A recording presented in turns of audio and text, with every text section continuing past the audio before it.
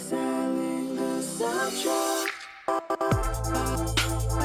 Welcome back to Selling the Soundtrack, your go-to pod for everything music sync licensing. If you're already making bangers, your music could be making you bank.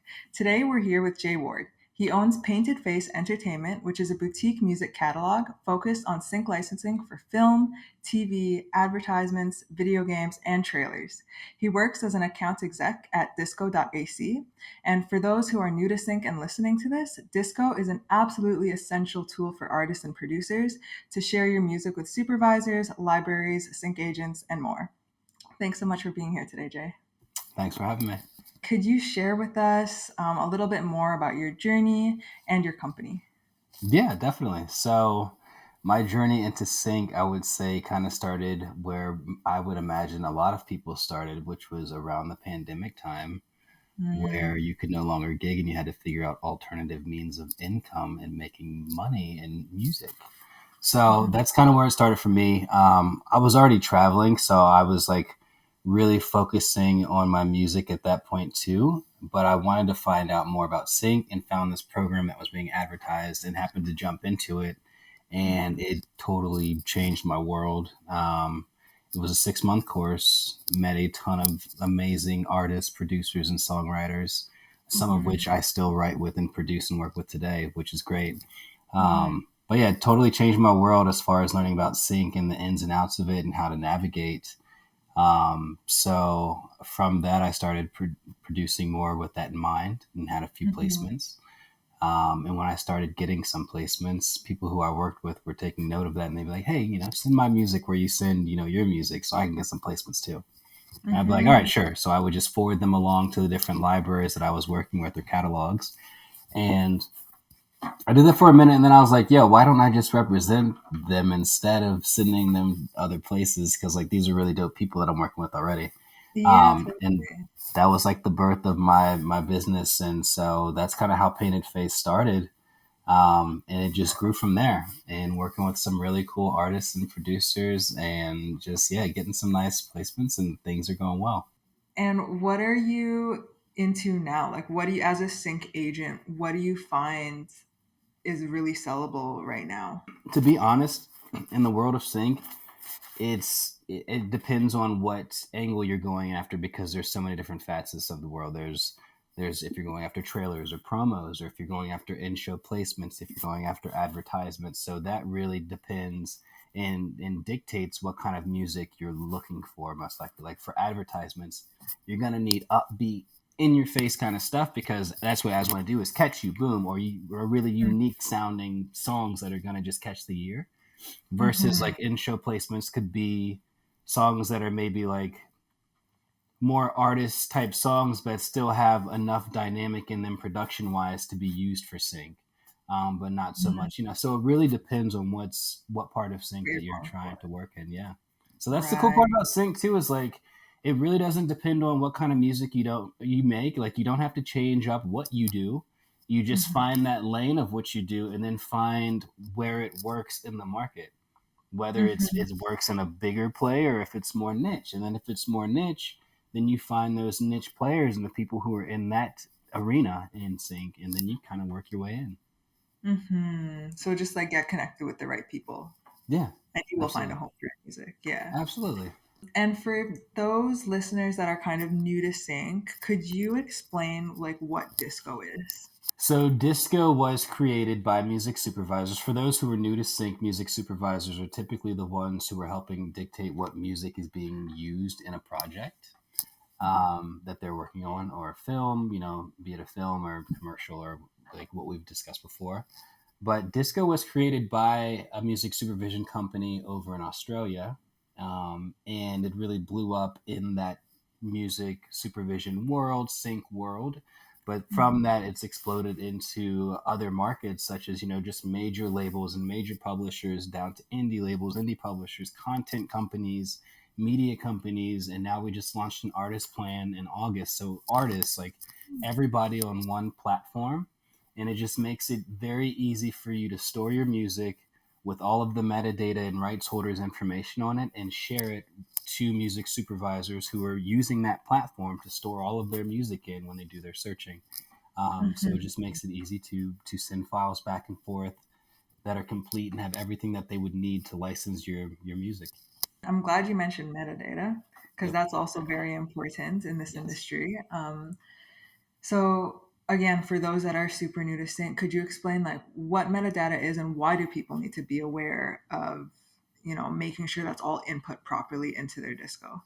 For sure. So metadata is like your rights holder split information. So if, Tiffany and I were to go halves on a song, we produce a song for whatever, it could be for sync or whatever. I would recommend to those listening that, you get some kind of split sheet in order. So her and I would talk about it, maybe say we go halves, we'd have some sort of split sheet that we both sign so that nothing can come back legally, repercussion wise. Mhm. But it would just say we both get 50% and we can represent this song for sync purposes, blah, blah, blah. So Mhm. that's important to have. And so the metadata after that is all of your IPI information. What PRO are you with? Are you with BMI? Are you with ASCAP? Are you with SOCAN? Mhm. And then what is your IPI number? So it's all of the ways to track how you get paid. And that information is obviously very important if you want to get paid. And that Mhm. is what music supervisors need in order to pay you. And it also includes like lyrics, It the does. BPM, It does. just like pretty much all the information that someone who's syncing your music would need to make sure they're not in any kind of messy situation legally. It's true, and it also it goes even beyond that, especially in disco with that artist plan I mentioned earlier. So when an artist uploads a track to disco, we've built AI that's automatically tagging that track as well with mood and feel, instruments, vocals, genre, the tempo, and the BPM as well, because that's all very important for music supervisors when they're searching for music. They're looking for those things in music when they're searching their own accounts. And so they're putting in Mhm. those keywords or those tags. And so that's what's helping your track be discovered is if you have that key critical metadata on your tracks and Mhm. having it carried on and carried over. There's so many cool features also. Like recently I found out about the video upload feature. Yep. And like I've been using that as a marketing tool where like I'll make these like hypothetical reels for the songs I'm pitching to be like, okay, well I know this is gonna be like for tech. Like I made it for tech commercial. So like I'll sync up tech videos to it just to be like, imagine this. But yeah, Disco just has it's incredible. It does. And I mean, we're releasing new features all the time.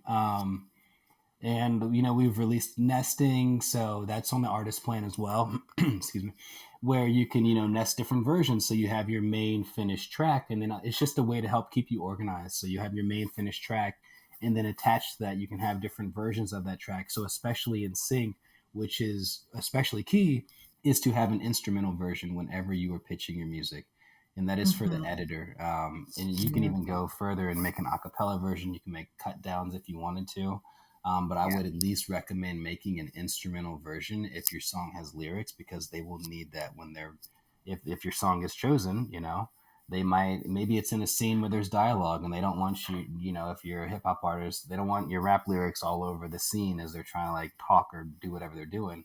So they need the Mhm. instrumental part in that part that they're talking, and then maybe they use the lyrics or the hook on the parts where it's quiet, and boom, there it goes. There's a scene. Totally. Or like maybe the lyrics don't match the scene, but another set of lyrics match the scene. So like pull out those lyrics and then they'll use the chorus lyrics or whatever. Exactly. But yeah, alt versions are so important and like like non-explicit versions as well. Like if you have a song with tons of like cuss words, it's like make another version where those are pulled out. Yep, and I just had this conversation less than a half hour ago, and we were talking about that and just saying like, and don't just cut the words out, don't bleep them out, make an entirely different version where there's actually words in those places, because they don't want the little beeps and skips and like Yeah. volume turn downs. They want real actual words so it doesn't sound all cut up. So actually Right. record a clean version of that track. For sync, it's just better to not also to just not have swear words, Yeah, period. I mean, it not always. It's interesting. Like I've had I've had some briefs where it's like the raunchier the better, and and there Oh, are really? some, yeah, there are some shows that use that, or maybe there's a scene. It's like strip club scene. We want really raunchy music, And this is not for some PG show. This is for like maybe an HBO show where they're allowed to use swearing and they want that to be Right. really authentic for what the Yeah. setting is. You know, they don't want a little clean cut thing for this. They Mhm. want it to feel real. So I've seen briefs and I've been sent briefs where it says the raunchier the better. And I was like, oh my God. And then I heard the reference tracks. I was like, oh my God.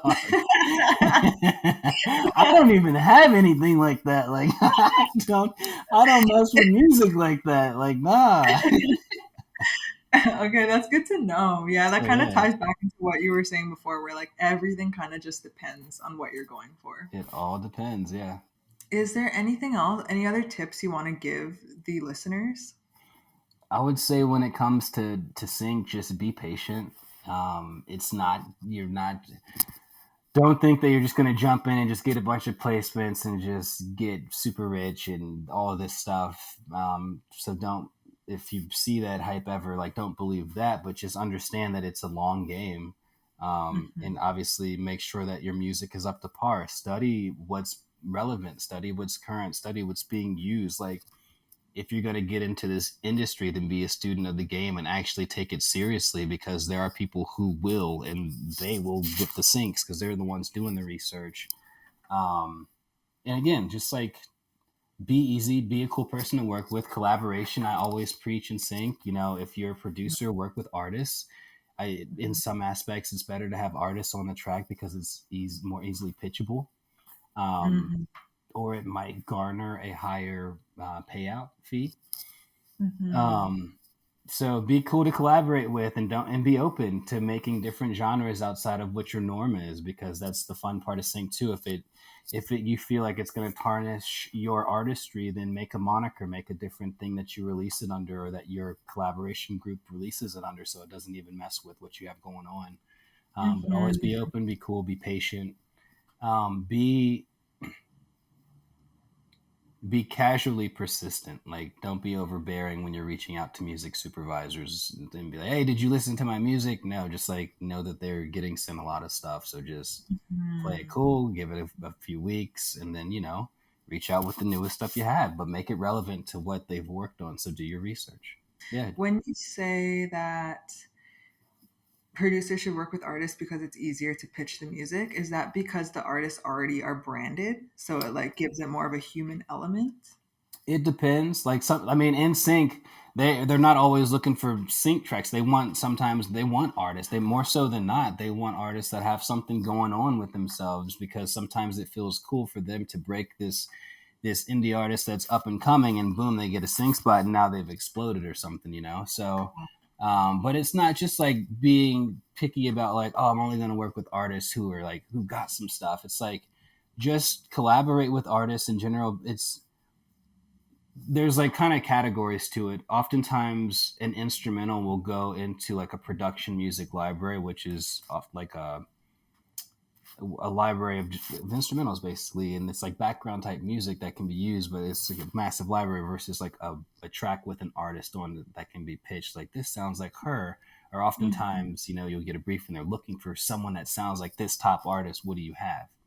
And if I just have an Hmm. instrumental, that's not going to work.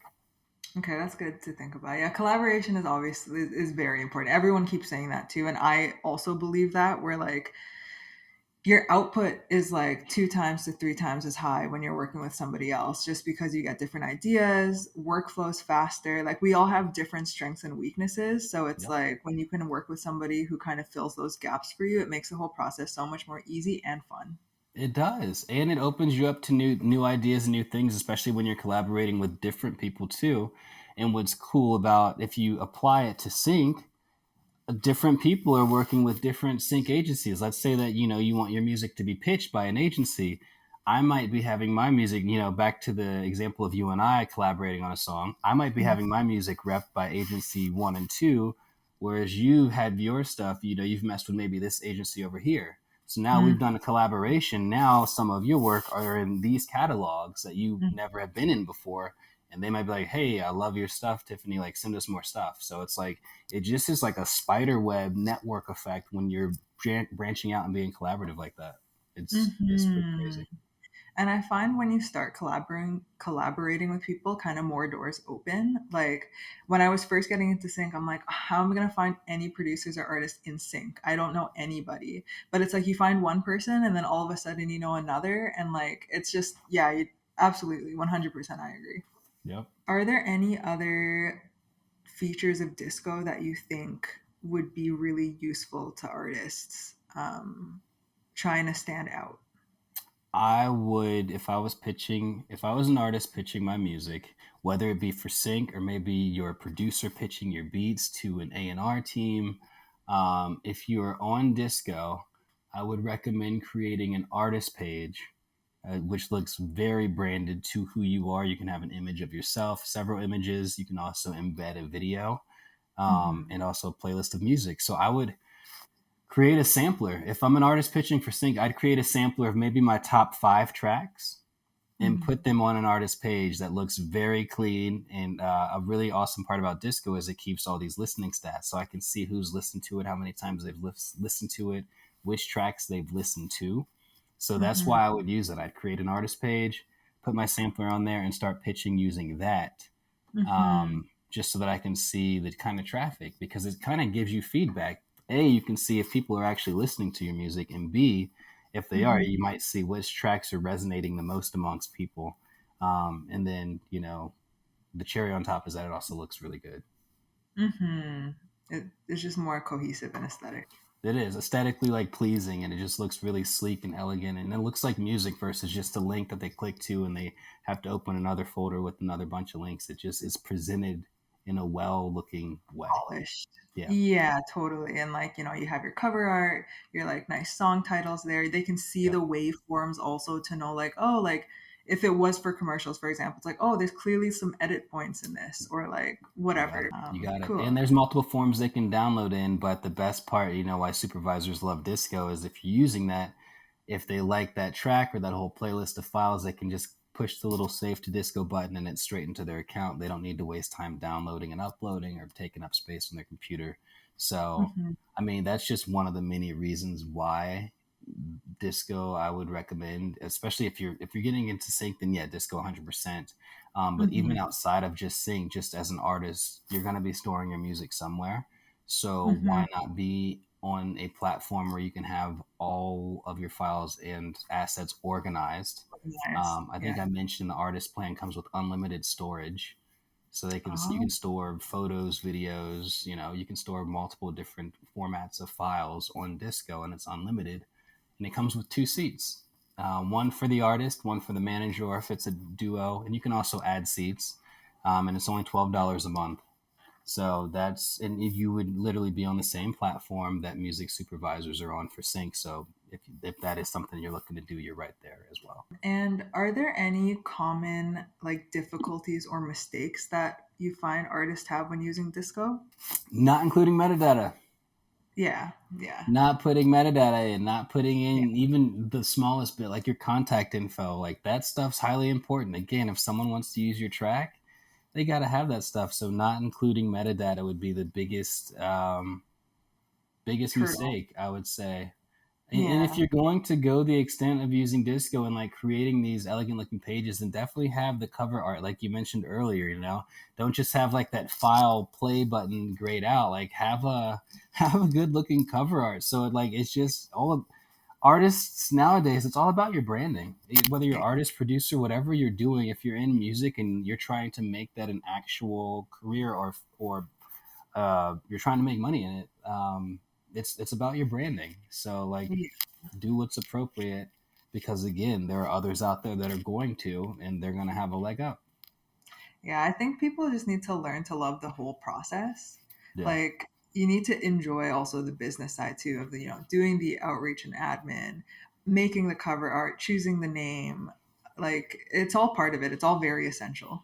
It really is. And I almost find like the way that you can marry it all, if you're someone that hates doing that stuff, it's like, even if you're the most prolific producer in the world, it's a grind. Not a grind, but waking up every day and coming up with something new. Sometimes you're not as enthused as other days. So what I would do is use those downtimes where I'm like, I can't even feel like making a beat today. Boom, I'm gonna work on all of my admin stuff, knock that out. Because at Yeah, least, like, I found when I was producing a lot, like, um, on the days where I'd wake up feeling like that and I wouldn't get much accomplished production wise, I'd be like down on myself at the end of the day, like, dang, that was a day wasted. Like, I could have just like at least made a couple beats or something.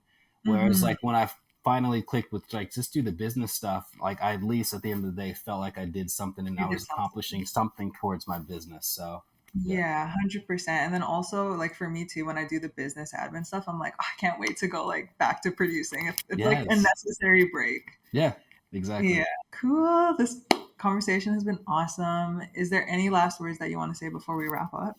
No, just appreciate the space. Sounds like what you're doing is incredible, and yeah, I can't wait to see the results for other people. And feel free to reach out to me. I'm an open book, so anybody can look me up and reach out. And where can people find you? I mean, they can find me probably on Instagram is easy, or Instagram is just at Jayward Music, JAYWARD Music. Sweet. And thanks so much, everybody, for listening. Don't forget to follow Selling the Soundtrack on socials. But yeah, thanks, guys. Bye.